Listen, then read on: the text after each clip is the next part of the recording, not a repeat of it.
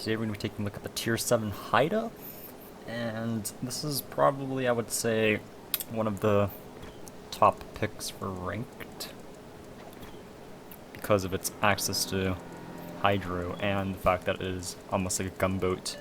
A little bit of a torpedo boat hybrid, but the torpedoes are really questionable. So basically, the stock hull itself has 15,700 health. I'm still in the process of trying to grind the captain out, so that would be an additional, what, at least 300 HP, and that would probably help me survive a bit longer.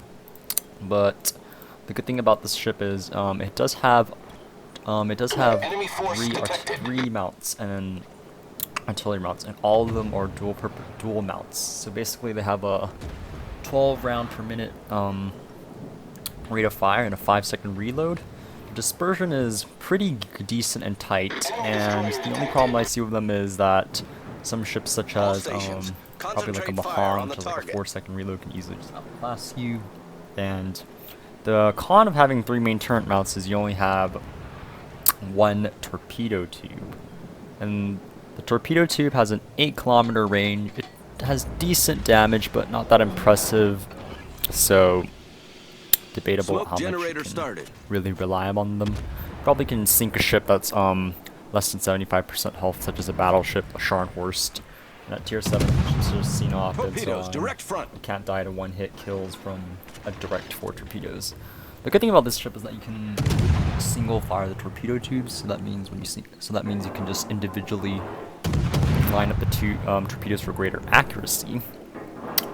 One thing I forgot to add is that the reason why there's only 1 torpedo tube is they decided to add a secondary armament. And apparently the purpose of the secondary armament was to increase the ship's AA defense. But, you know, at Tier 7, there's no CVs, Ranked has no CVs, so it's pretty much useless. As you can see here, my team has already pushed into the C cap and the B cap. I'm trying to hold back a bit because we know that the enemy ships have a big presence on the other side of the map, so all of our destroyers are kind of playing it really conservatively here. If you notice, if I'm firing at this King George right now, the arcs on this ship are pretty bad. They're sort of like American arcs, but a little bit better than that, but the shells are pretty slow, so yeah. Here you can see me activate Hydra, and the cool thing about this ship is it actually comes with Hydra, and usually you can only find this on the Z39 and the Premium and the Jervis, which is the tech tree, Royal Navy has. And the con of this Hydro is you have pretty low detectability range of ships. I think it was like 3.5 kilometers or something with Hydro, or I think it was 3.5 kilometers against enemy torpedoes and like 2.2 with the Hydro on enemy ships. I'm not too sure about that, so I need to check on that. But it is a useful tool actually, because it does last a long time. As you see when I activate it, it lasts for 3 minutes. So for 3 minutes, you basically have pretty good protection against all sorts of torpedoes. And yeah, you also have access to a unique sort of smoke screen that I don't think I've seen any other ship have. This crawling smoke screen. I guess the closest comparison you can make to it would be Italian cruisers, which have the smoke screen that just goes with them when they're going max speed. This one lasts for a decent, over a minute, and basically you travel at 1/4 speed or slower, you will be perfectly hidden within your smoke, and then you can just fire without any penalties. So one of the cons here about the smoke screen is that when you're trying to reverse in your smoke screen, it doesn't cover you while you're reversing, because you actually reverse faster than you do go at 1/4 speed. So yeah. Oh yeah, concealment of this ship, 6.5 kilometer stock. I haven't gotten the captain up to its state of having 10 captain points, because when I got this ship I just realized that it wasn't a EU captain. I mistakenly thought this was an EU ship, but it's a Canadian ship.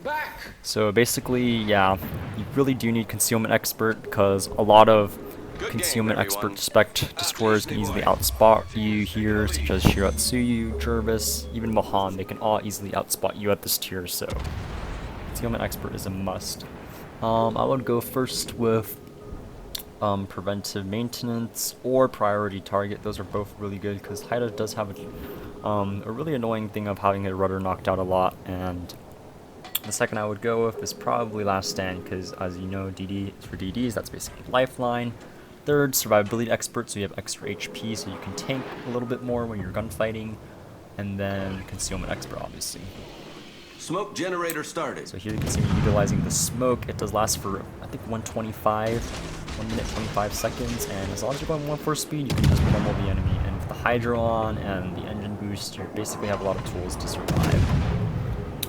The thing about ranked, this thing in ranked is you will get focused down if you do reveal yourself and you're too close to the enemy line. So I do recommend playing this a bit like farther back. As you can see, that Fiji barely saw me and took some pod shots at me. And given that you only have one torpedo tube, you're really limited. I mean, one set of torpedo tubes, you're really limited on how much torpedo damage you can output if you're YOLOing a battleship. So it's not really recommended to go completely all in against a battleship just with your one set of torps, because unless he's like half health, then you probably have a good chance of deleting him. But if he's full health, you will only probably get maybe 75% of his health or less, and it's not going to be pretty. So right here, the enemy Gneisenau is trying to get away. So far, our team has done a pretty good job of staying back and providing fire support, because compared to, notice a lot of ranked teams this season are pretty anemic, to say. Just the last game, I had a player that was throwing the round, and that obviously was not interesting, because all he did after we told him to come up and support us, basically just sat there for the entire game and didn't do anything and sailed around the circle. So good game. Shelling the Gneisenau right now. And when you have teammates that spot for you, this ship can actually be a pretty good farmer. Its fire chance is actually quite low, I think. I'm not sure what the percentage was, but I wasn't setting a lot of fires, even though I was not, despite being spec'd into the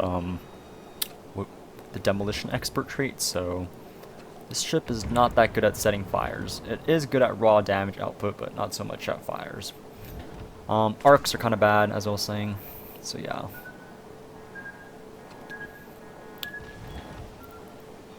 As you can see, our friendly Z39 is just sitting there sort of spotting for our team. It's pretty useful. Target.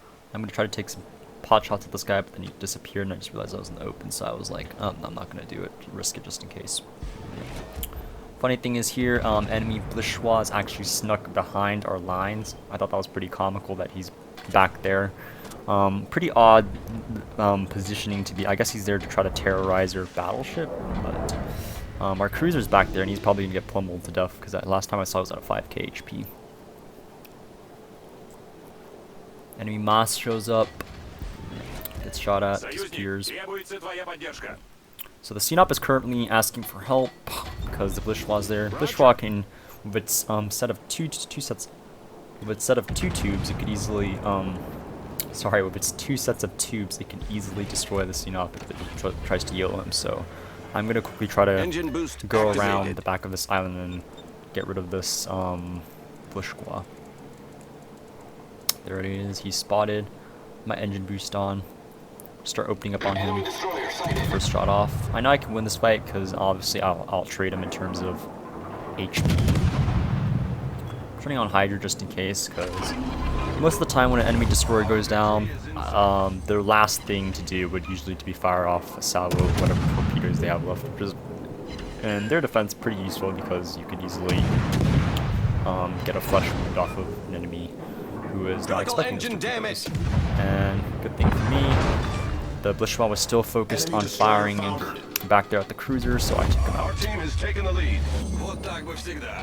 So that was some good team play. So I like how this team is really like trying to stick back and not pushing too far forward, and all of them are actually showing up at the front lines, meaning that they're not cowering behind an island, they're actually firing at the enemies where they have line of sight onto the enemies.